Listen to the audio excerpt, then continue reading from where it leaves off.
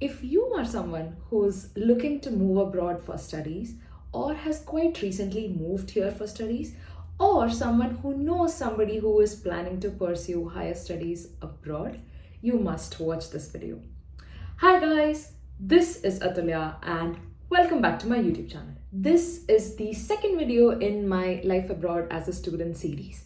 And in this series, we basically talk about anything and everything that you need to know if you are planning to do your masters abroad.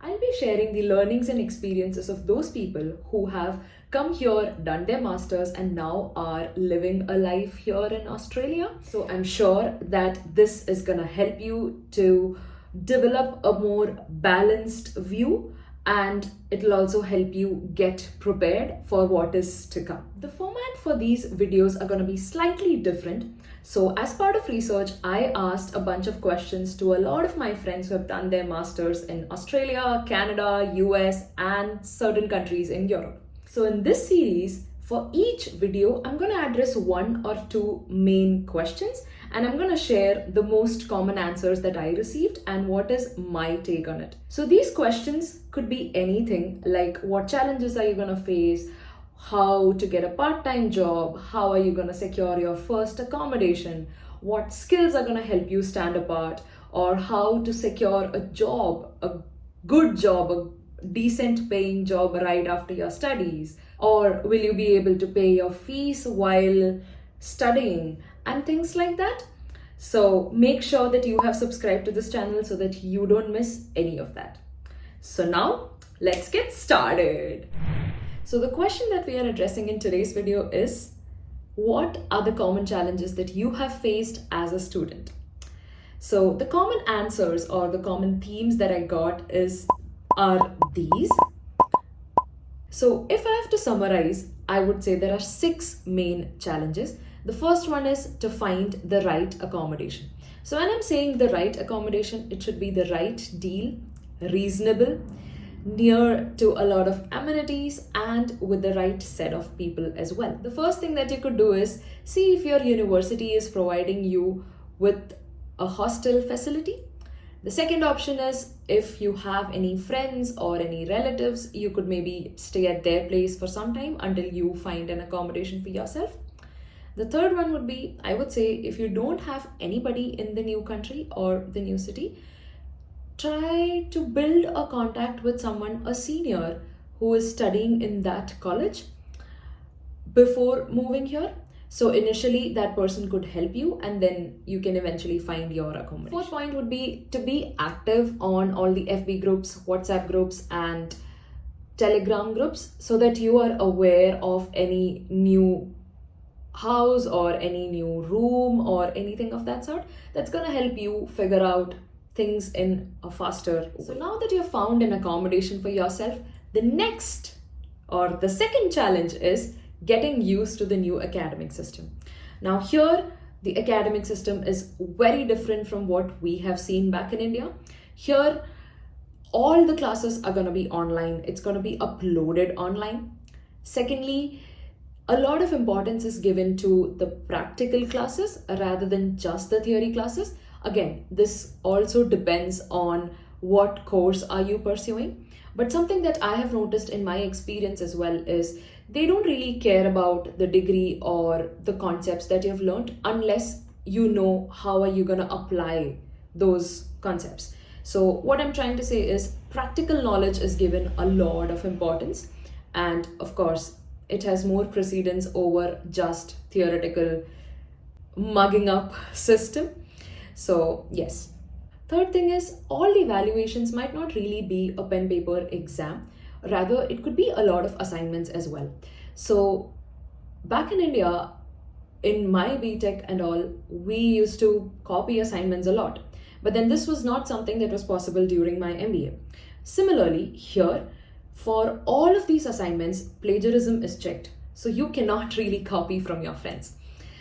So yeah, the ways of teaching and studying is very different from what we have seen back in India.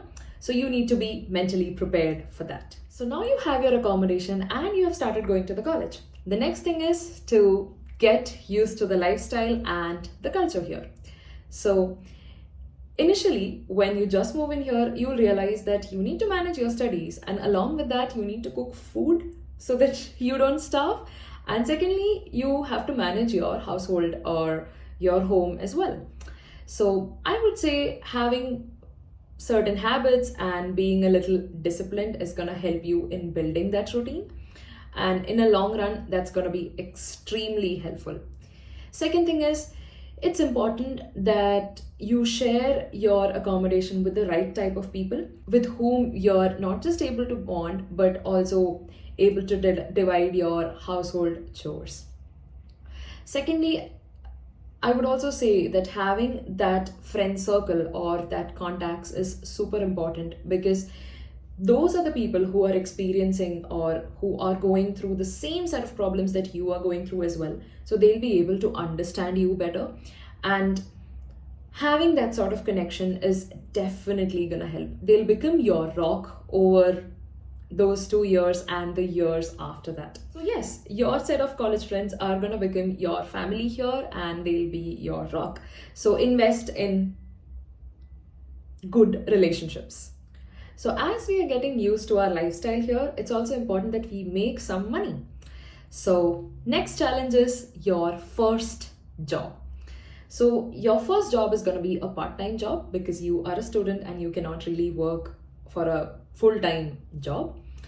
So, finding that first job is often challenging. But something that I have observed is everybody, or at least 90 to 95% of the people, are able to find jobs within the first 2 months of landing here in Australia. Now, you could consider the traditional part-time jobs like food delivery, pizza delivery, or barista, or cab drivers, or things like that. Apart from those traditional jobs, you can also consider freelance job market.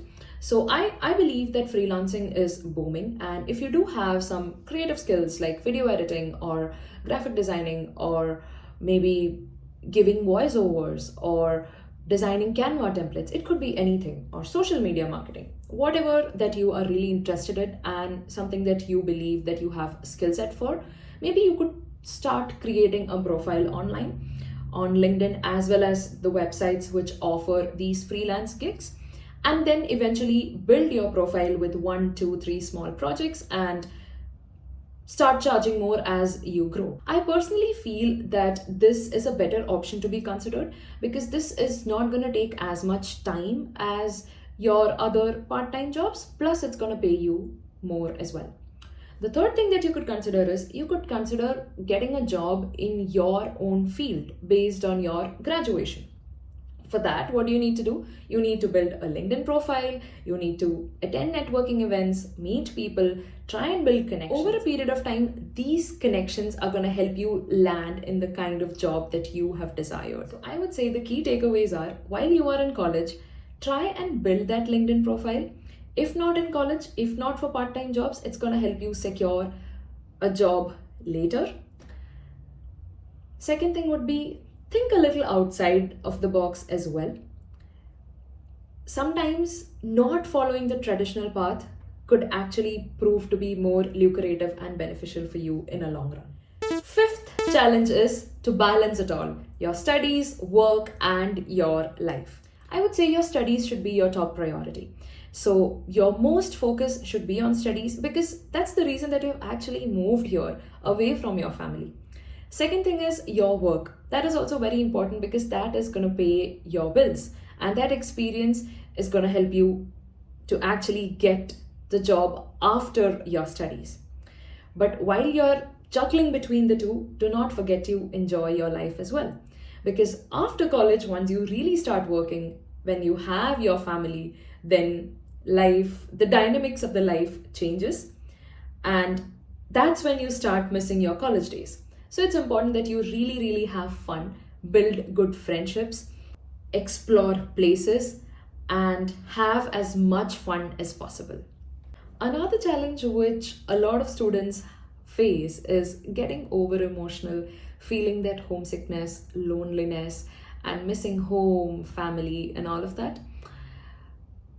And this is not just for students, this happens to everybody who moves abroad. You miss the people, you miss the food, and you do feel homesick. But what's important is to understand that that's a part of this journey, and you need to be able to get yourself out of that grief.